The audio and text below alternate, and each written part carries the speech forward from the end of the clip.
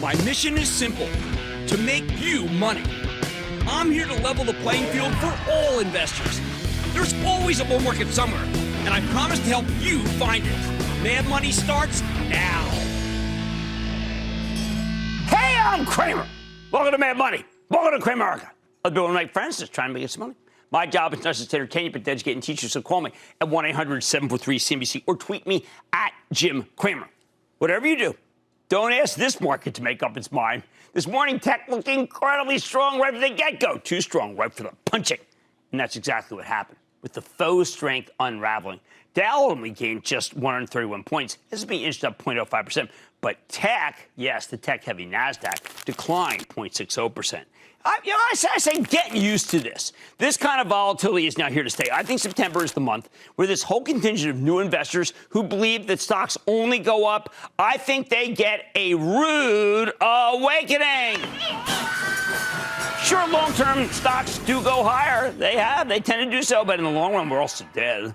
Short-term, when they go down hard, which is why you need some cash on the sidelines, why I anointed Cash King the other night, so you can treat these pullbacks as buying opportunities and not be afraid. With that in mind, what's the game plan for next week? Now, we know housing's been among the strongest groups this year, thanks to low mortgage rates and the counter-urban trade, and that's how Lennar could rally nearly 40% for 2020. And I don't want to hear that this gain is fake because the Federal Reserve is propping up the economy. When you take that money to the bank, they don't care. Now, Lennar reports some money after the close, and unfortunately, I think the easy money here has been made, even though I think Lennar is a fabulous company. But let's see what they have to say about the COVID-induced flight to the suburbs and combine that with the terrific things RH told us last night about the stay-at-home economy. I want to know if Lennar is turning offices into houses and if potential homeowners want these features. And remember, I'm actually looking for home builders that are putting 2 offices in homes. The drug stocks have been absolutely horrendous of late, and because they're an easy political target for both parties, but also because they're recession stocks in an environment where the economy isn't receding, it's accelerating. Right now, everybody's focused on the race for a COVID vaccine, which is very important to humanity as a whole and the broader economy. But really doesn't matter much to the pharmaceutical industry as much as we try to think that it does. There's no way anyone makes big money off of a vaccine. Every country on earth is going to put price controls on this thing. When it comes to big pharma, I care about potential blockbusters. And that's why I'll be paying close attention to when Pfizer holds its virtual analyst meeting on Monday. And here's a stock that spiked to 38 on good vaccine news, came right back to 35. We might hear some amazing things from this company that's gotten a reputation for being kind of dowdy and slow to produce new drugs. Boy, do they hate that view. Tuesday, we hear from 2 of my absolute favorite companies, Fedex and Adobe. I expect 2 upside surprises because e-commerce is on fire, and that's good news for both of them.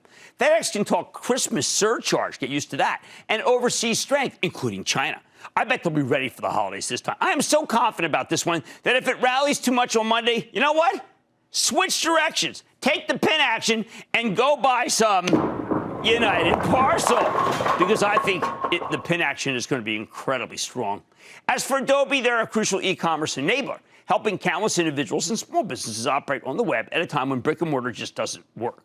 No fewer than 5 analysts have boosted numbers or upgraded this company in the last 5 days. And I'm betting Adobe could have a very good year in 2021. I bet you Shantanu Narayan raises his outlook. Look, at the end of the day, both FedEx and Adobe are essential to the stay-at-home economy. FedEx delivers the packages you get when you order online. Adobe makes it easier for companies to sell stuff online. You don't need to be a rocket scientist to figure that out. Also on Tuesday, one we haven't talked about enough, although I'd say that in my Twitter filing, people say I never talk about it. That's untrue. Camping World holds its virtual analyst day.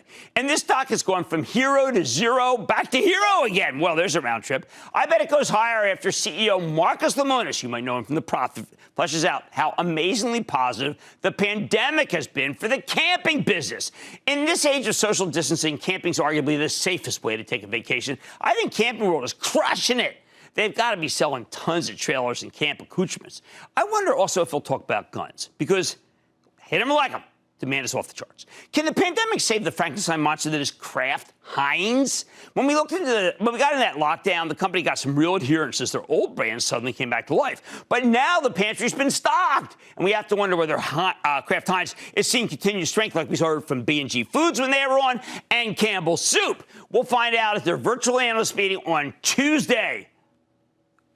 Oscar Mayer.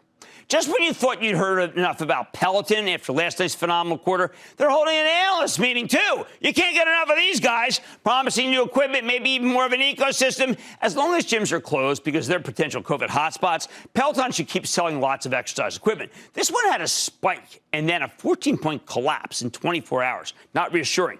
Typical September action. Now, Fed Chief Jay Powell speaks on Wednesday, and the stock market usually likes what he has to say.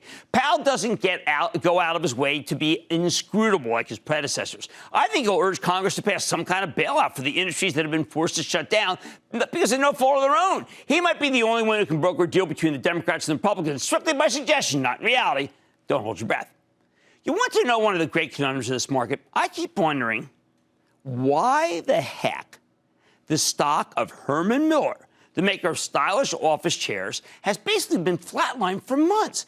Everyone else that's connected to the remote work thesis is on fire. Not only does Herman Miller make my favorite chair, the Aeron, but it has a whole suite of gorgeous furniture under the Design Within Reach nameplate. This stuff is far from cheap, but neither is RH, and that company just delivered some amazing numbers. Can Herman Miller really whiff when it reports Wednesday after the close? I think it says mostly unlikely, but maybe their stuff is too expensive for your typical home office. Could be a trade. Next up, Moderna. They have an R&D day on Thursday, and I'd love to hear what else they have in the pipeline besides the potential COVID-19 franchise. Maybe they'll give us an update on how the big vaccines trial is going. I wanted to join the trial in New York, but the incident with the AstraZeneca vaccine has given me cold feet. There's a reason they need to test this stuff. Finally, on Friday, there's an analyst meeting for Mosaic, the fertilizer company. Why the heck do we care about that? Well, I'll tell you why. Because if Mosaic says anything good about farmers, that should immediately translate into even more buying of the stock of John Deere, which has been an incredible performer. Why do you have to go buy all of the ring centrals of the world when you can go buy Deere and Cat? The bottom line, look, I know it's not a huge news week, but this market's badly in need of another stimulus package, and I think the next move hinges on whether or not Congress can get its act together to pass something, an event the market needs to break out of its doldrums. You know what we're going to do tonight? We're going to start with a video caller. Pete in New York. Pete! Hey, Jimmy Chill, how are you? It's Pete here in New York. Time to go back to school, but who's going back to school? Call letters CHGG. Online textbook, online study. What's your feeling?